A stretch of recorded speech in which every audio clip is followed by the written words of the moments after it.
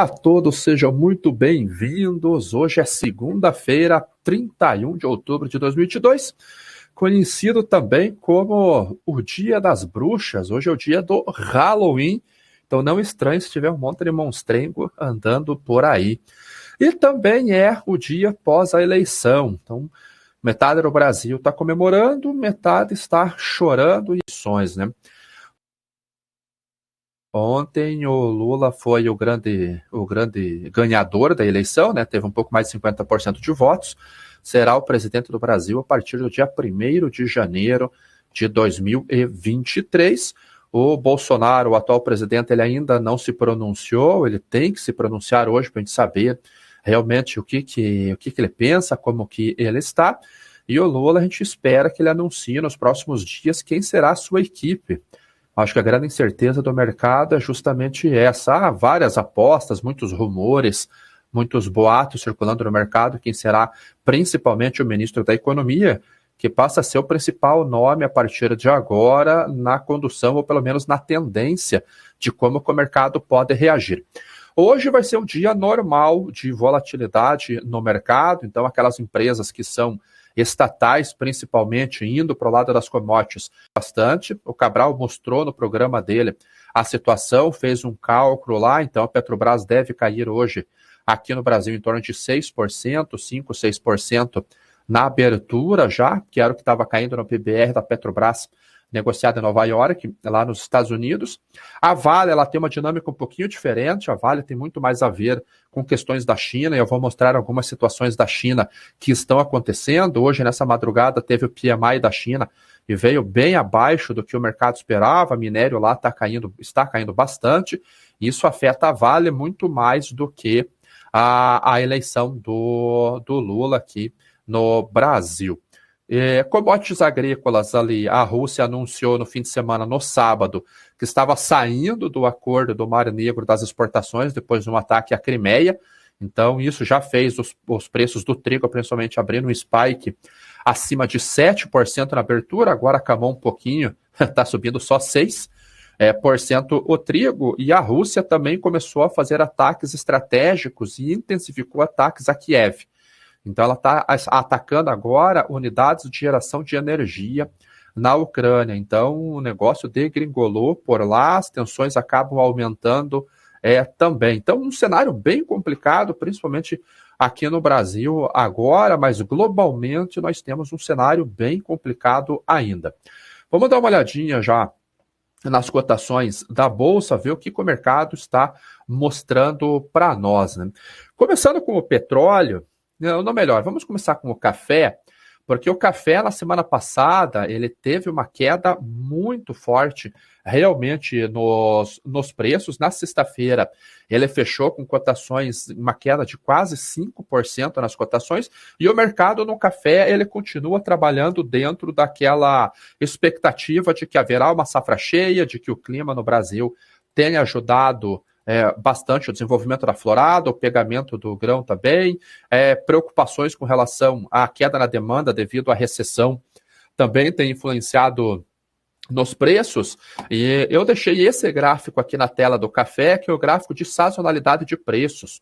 Então a gente começa a perceber que o preço já voltou abaixo daquilo que aconteceu na geada, finalzinho de julho, agosto do ano passado. Veio a geada, queimou muito a planta, prejudicou a florada, não teve pegamento, teve uma redução menor. E esse ano que passou foi a bienalidade positiva, ou seja, era um ano para ter vindo uma safra grande. A próxima temporada, que é o que está na florada agora, será a bienalidade negativa. Então já viria uma produção menor, mas a expectativa é que venha a produção cheia dentro dessa bienalidade. Então a gente vê nessa linha roxa que os preços já caíram bastante, já em comparação dessa máxima aqui que ele foi, devido à geada, devido a uma redução de oferta. Agora o mercado já volta a se adequar. Estava implorando por uma correção as cotações do café, porque depois de 12 sessões consecutivas de queda, olha onde que chegou o RSI, ele chegou a estar cotado aqui em 15 pontos. Então era urgente uma correção. Aparentemente essa correção está vindo hoje. Então, nesse momento, subindo 2,47%, o vencimento mais curto a 174 centavos de dólar por libra-peso. No Brasil, você já encontra saca de café arábica abaixo de R$ 1.000. Isso é ruim, mas é bom. Por quê? É ruim para o produtor que segurou muito tempo para vender, esperando preços melhores, apoiado numa tese. Agora o preço caiu bastante, então para esse produtor que não estava protegido é péssimo. Porém, isso pode ser driver de demanda. O café brasileiro estava muito caro, compradores estavam ausentes do mercado, agora eles podem voltar a comprar café no Brasil, porque o preço reduziu bastante. Então, ao mesmo tempo que é ruim pelo lado da venda de quem estava descoberto, é bom porque atrai a demanda. E isso pode influenciar não na Bolsa de Nova York, mas pode influenciar no diferencial de preços. Então, os preços na sexta-feira dos diferenciais, até onde eu vi, eles estavam sustentados. Essa daqui é a posição do COT, do Commitment of Traders, do comprometido entre os especuladores, que esses daqui são os managed money, que são os gerentes de dinheiro. Não tem fundo só aqui, tem fundos, estão em outros patamares, mas os gerentes de dinheiro reduziram bastante a posição. Como era de quarta até quarta, então quinta e sexta, tendo aquela queda muito forte, muito provavelmente os fundos, os gerentes de dinheiro já estão short, em torno de 12 mil contratos pela continha que eu fiz. Hoje, subindo, ele reduz isso, temos amanhã e quarta-feira para ter essa contabilidade. Hoje, subindo 2,5%.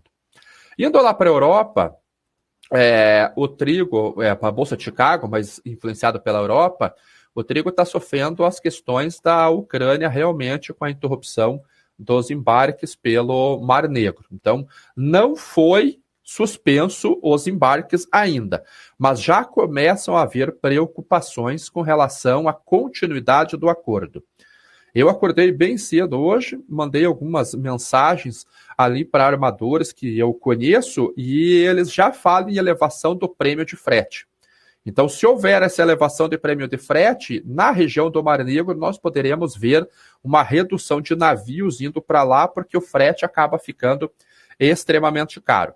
O que nós temos hoje, vou mostrar outra tela para você, de navios que estão ancorados no porto de Odessa, que é um dos portos que estão dentro do acordo do Mar Negro. Então, nós temos aqui 1, 2, 3, 4, 5, 6, 7, 8, 9, 10, 11, 12, 13, 14, 15, 16, 17, 18, 19, 20, 21, 22, 23, 24 navios no porto de Odessa. Quando nós olhamos o mapa, nós vemos aqui algo estranho, no mínimo para dizer, que é uma saída muito grande de navios. Esse daqui são os navios dos 2 últimos dias, então ele pega sábado e domingo e essa madrugada já. Então, sábado pela manhã não, mas sábado à noite e domingo e hoje ele já pega. Então, olha a saída de navios que está acontecendo do porto de Odessa.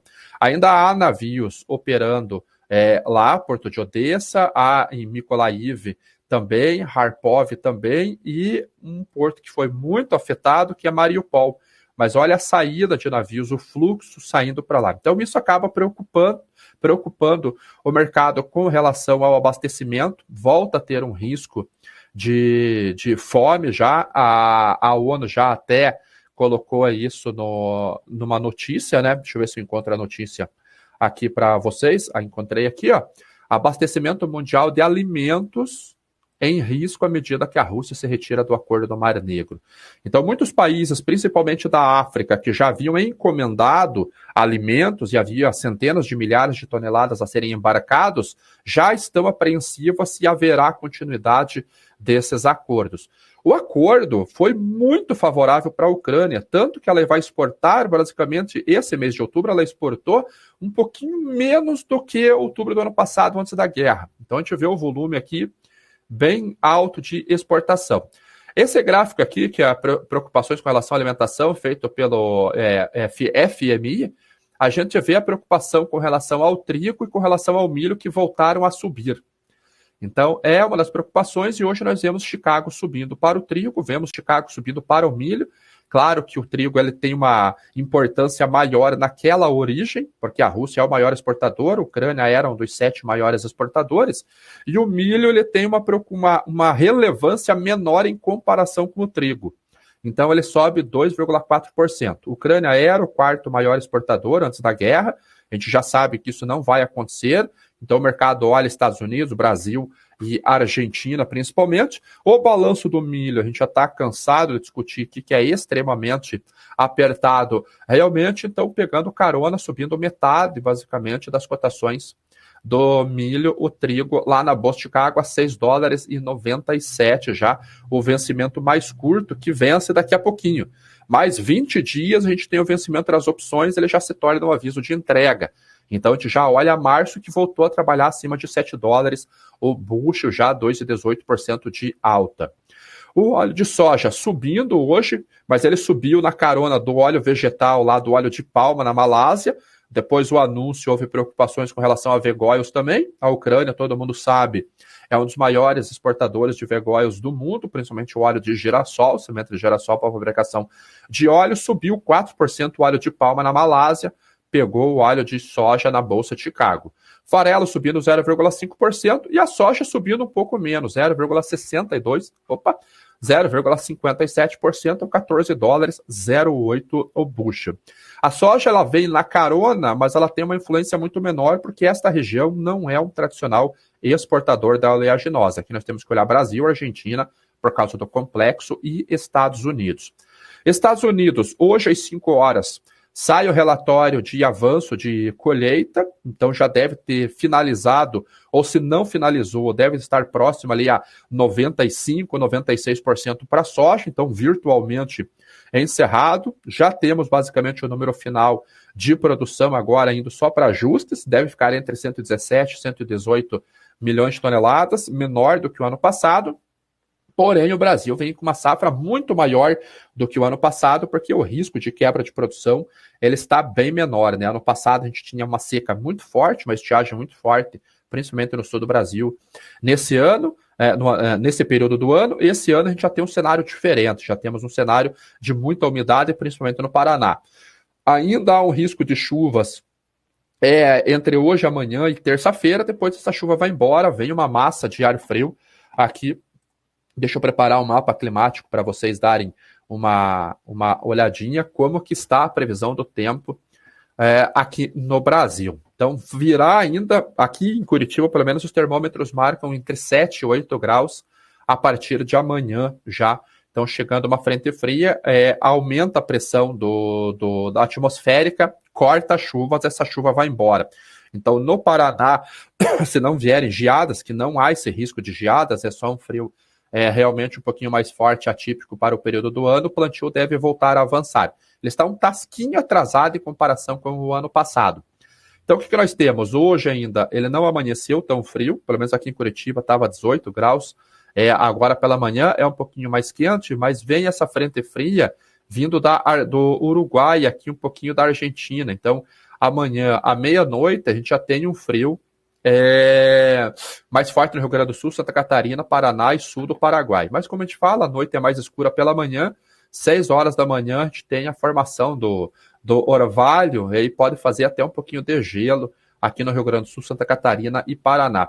E essa frente fria, ela fica uns 2 dias, você vê que ela ganha intensidade no dia 2 de novembro, feriado aqui no Brasil, e depois ela já começa a diminuir até o momento que ela vai embora. E aparentemente, até o meio de novembro, não temos mais frio chegando. Chuvas. Nesse momento, chuva basicamente em todo o Brasil, com exceção do norte, no Mato Grosso, Pará, Amazonas e no Nordeste. Todo o restante do Brasil chove. Uma maior intensidade aqui na divisa, na tríplice divisa aqui, Paraguai, Paraná e Mato Grosso do Sul, principalmente para que deve estar pegando Toledo, talvez. Não sei se chega a pegar Guaíra, mas pega Foz do Iguaçu, Cascavel, deve estar pegando Cidade del Este aqui no Paraguai. Quem vai fazer compra vai pegar chuva também. E essa chuva, ela permanece, você vê que ela sobe amanhã já para o norte do Brasil e ela já vai embora. Então, no feriado, passou o feriado de finados, ela já vai embora, ela vai para o Nordeste. E ali nós não temos, eu acho, uma previsão de chuva para os próximos 15 dias. Não, chega um sistema dia 12, ele chega mais um sistema em todo o Brasil, dia 12 de novembro, e fica até o dia 14. Isso, dia 14 e dia 15 ele já perde intensidade. Esse quadro verde aqui, ele é uma chuva muito pontual ali, 10, 15 milímetros, nada que venha atrapalhar muito. Agora, indo para o petróleo ele chegou a abrir em alta lá, chegou-se a ventilar até que poderia abrir com uma alta mais forte devido à questão da Rússia, mas todo mundo já sabe a situação de lá. A Europa ela continua comprando ainda produtos na Rússia, tanto petróleo quanto derivados, mas já aumentou já o fornecedor. Saiu uma notícia hoje no site chamado Shipwatch que a Ásia passou a Rússia e se tornou o maior exportador de derivados de petróleo. Só no mês de outubro, as entregas da Ásia totalizaram 4,4 milhões de toneladas de produtos refinados. Isso é o dobro em comparação com a média do mesmo mês do ano passado, segundo a BIMCO. A BIMCO ela é uma associação de transporte marítimo. Quem que está liderando? A Arábia Saudita. Então, só a Arábia Saudita foi responsável por quase 3 milhões de toneladas de produtos derivados exportados para lá.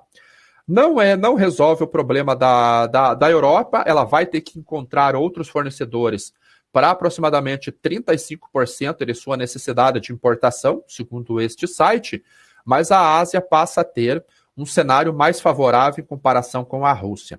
Algumas dinâmicas que eu já havia mostrado para vocês aqui, que era com relação aos fretes. Lembra um gráfico que eu mostrei para vocês? Esse gráfico que eu mostrei, que todas as outras categorias de navios havia caído o frete e o do petróleo estava subindo? Agora, aquela notícia que saiu hoje passa a corroborar esse gráfico aqui, essa alta aqui no transporte de navios tanker.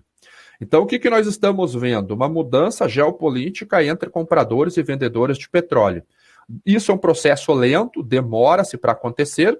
Então, a guerra estourou do dia 24 para o dia 25 de fevereiro, lá no começo do ano.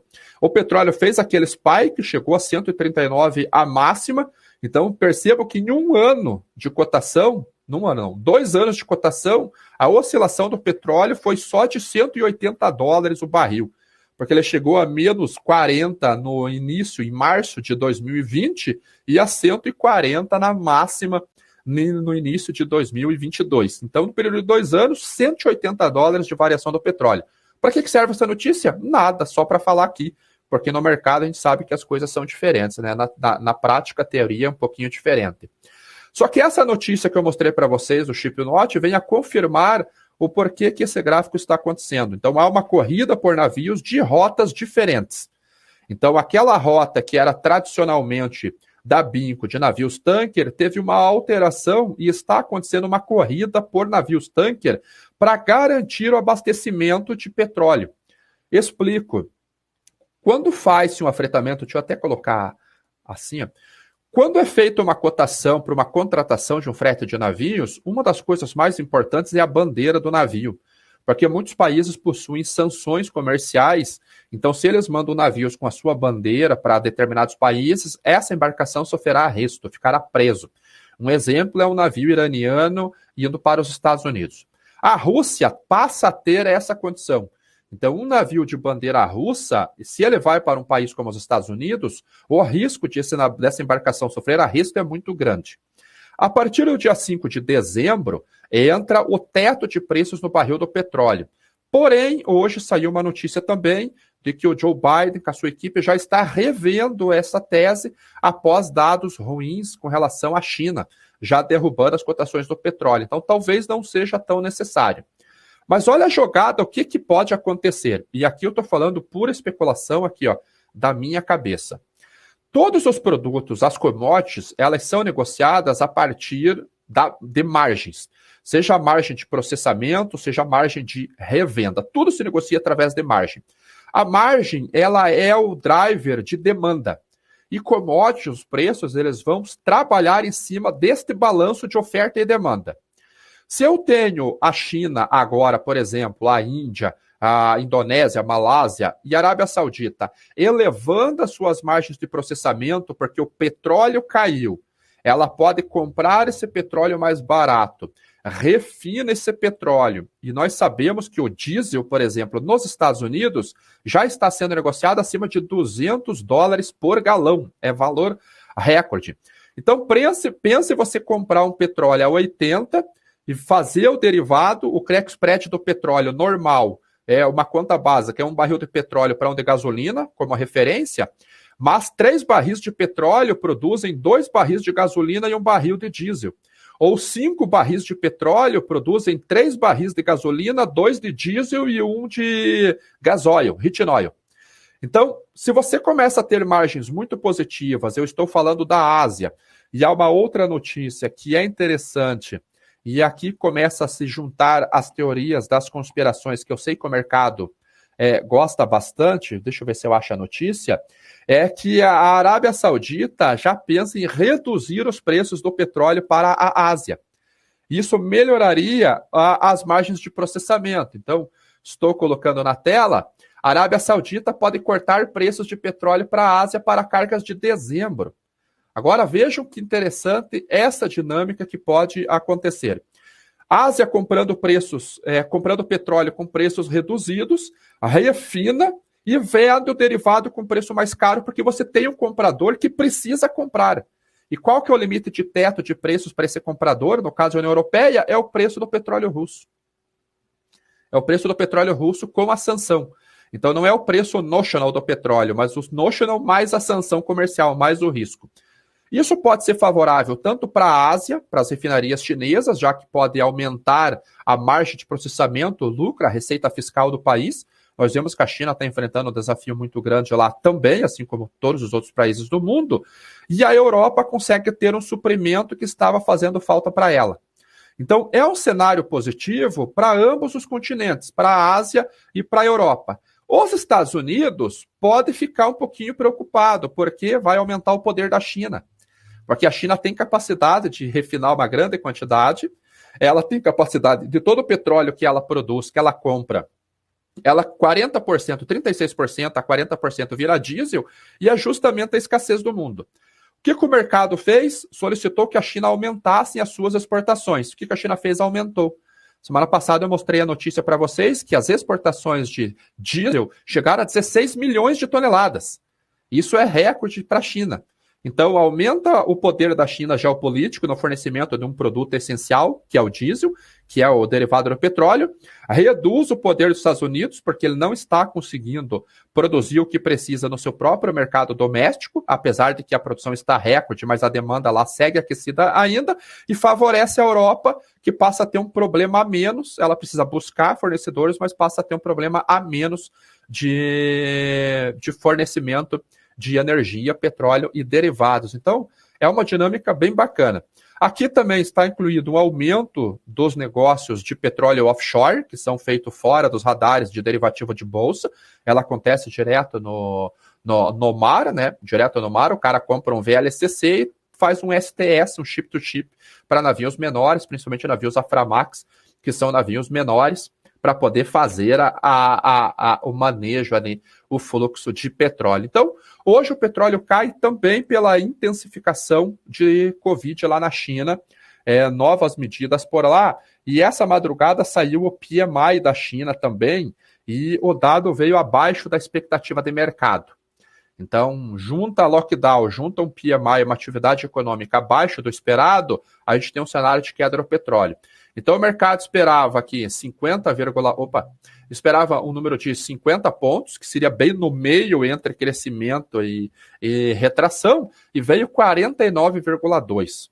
Então, como eu disse, essa dinâmica do petróleo refere-se ao setor de energia, mas, no geral, o desafio da China é muito grande, e eu vou mostrar algo para vocês agora que pode corroborar essa análise. Essa queda do PMI aqui de 0,8 ponto é um número muito forte. É 0,8. Nominalmente não é nada. Mas quando a gente olha sobre o que é o indicador, que é o PMI, é uma queda muito forte já, então, abaixo de crescimento. Aonde que isso afetou também? Nesse camarada aqui, chamado minério de ferro. Então, essa daqui são as cotações do minério de ferro na bolsa de Dalian, que é a principal bolsa que negocia lá. Além disso, há outras bolsas, Zhoushan, por exemplo, também negocia. Nós vemos que para novembro, agora, a queda do minério foi de 10,48%. 10,40% no spot. O próximo vencimento, que é janeiro, 4,11% foi a queda do minério de ferro. Sabemos que a Vale, olha isso daqui. Não sei, acho que vamos tentar colocar em candles, fica mais fácil de visualizar. Olha isso daqui. Claro que os compradores seguraram um pouco a cotação, senão a queda seria maior. Mas é uma queda gigantesca e vem apoiada justamente no PMI. Vale tem uma correlação de 92% com as cotações do minério. Semana passada, a empresa divulgou o seu balanço, o seu resultado do último trimestre, queda de 20% basicamente no lucro. Colocaram na conta de adequações de barragens de Brumadinho, mas eles também falam numa queda da receita bruta devido à queda do minério de ferro e uma menor demanda. Então, o minério de ferro continua sofrendo e muito associado à China. O petróleo, ele tem uma correlação muito forte com a China também, mas ele tem mais a ver com o balanço geopolítico global. Indo para as empresas, o Cabral está aqui falando que o Kremlin, o negócio de grãos do Mar Negro é difícil, dado que a Rússia não pode garantir a segurança do transporte. Exatamente. Foi bem o que eu falei ali dos WhatsApp que eu tive a conversa. Já vindo hoje, petróleo caindo, dependendo de como que o dólar vai abrir hoje, a gente terá que ter uma correção no PPI. Eu já mostrei tanto aqui no canal quanto no meu Instagram, como que calcula seu PPI, então tem lá para vocês verem. Até o dia 28, ou seja, até sexta-feira, a defasagem do diesel estava em 20% e a da gasolina em 18%. Quando nós puxamos o histórico, a Petrobras está segurando essa alta do petróleo, essa alta dos combustíveis aqui, rapaz...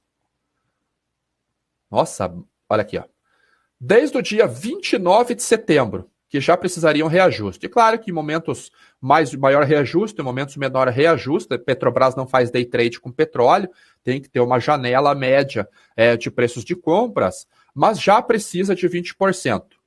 É o Vicente que fala, Cabral, Instagram, Twitter, LinkedIn, coisas do Vicente. Agora a pergunta que fica é, como que o dólar irá reagir hoje na abertura de hoje? Ele vem num rally de preços, similar ao que aconteceu com o trigo devido à notícia da Rússia e da Ucrânia? Vamos supor que ele venha, realmente, ele passe de 5,30, que foi o fechamento da última sexta-feira, e ele venha para 5,40. Será que o 5,40 anula a alta do petróleo? Muito provavelmente sim. Deve anular e a gente deve ter uma defasagem maior no PPI, a depender de como o petróleo vai reagir. Se o dólar não subir, imaginando que ele fique estável, o PPI cai. Mas a pergunta é, quando que virá um reajuste? Quando que virá um reajuste? Pelo período de um mês ali segurando o reajuste. Então, eu não vou deixar o tanque do meu carro vazio, eu tenho que vou abastecer o carro por um risco que tem no mercado. Ações de empresas, Petrobras deve sofrer bastante hoje. O Cabral também mostrou no programa dele o cálculo, como eu falei no início lá, porque a Petrobras ela está muito suscetível a políticas governamentais e agora começam a ficar algumas perguntas no mercado. A primeira delas, virá reajuste no combustível? Quando e quanto que virá? Que terá que vir, a gente já viu pelo PPI que seria necessário tecnicamente. Virá? Quando que virá? Bolsonaro vai segurar esse aumento mais um período, ele já vai fazer um reajuste, anunciar o reajuste, apesar de não ser ele, né, a Petrobras irá segurar durante mais um tempo, já irá anunciar um reajuste agora. O governo manterá a isenção dos impostos para o próximo ano, principalmente o ICMS. Se manter, dependendo do PPI, o preço continua nessa faixa de 4 e pouquinho, 5 e pouquinho. E se ele retirar o ICMS, voltar com todos os outros impostos, e num cenário de dólar subindo e petróleo voltando a subir, a gente vai ter o reajuste do combustível? Quanto que será esse reajuste? O governo agora, já que o Lula tem um viés muito mais social para a empresa, vai mudar o PPI, ele vai virar uma política de preços domésticos, não é mais pela paridade de importação, isso é ruim para o investidor, o preço pode cair. Então, essa incerteza deve fazer a Petrobras cair bastante hoje. Banco do Brasil deve ter uma dinâmica parecida, porque o Lula já falou em seus discursos que terá um viés mais social para o banco e não com juros de mercado, provavelmente juros subsidiados, isso diminui a lucratividade do banco. Vale já não entra nesse pacote. A Vale deve cair hoje novamente, mas devido às cotações do minério de ferro que eu mostrei para vocês, que estão em queda livre.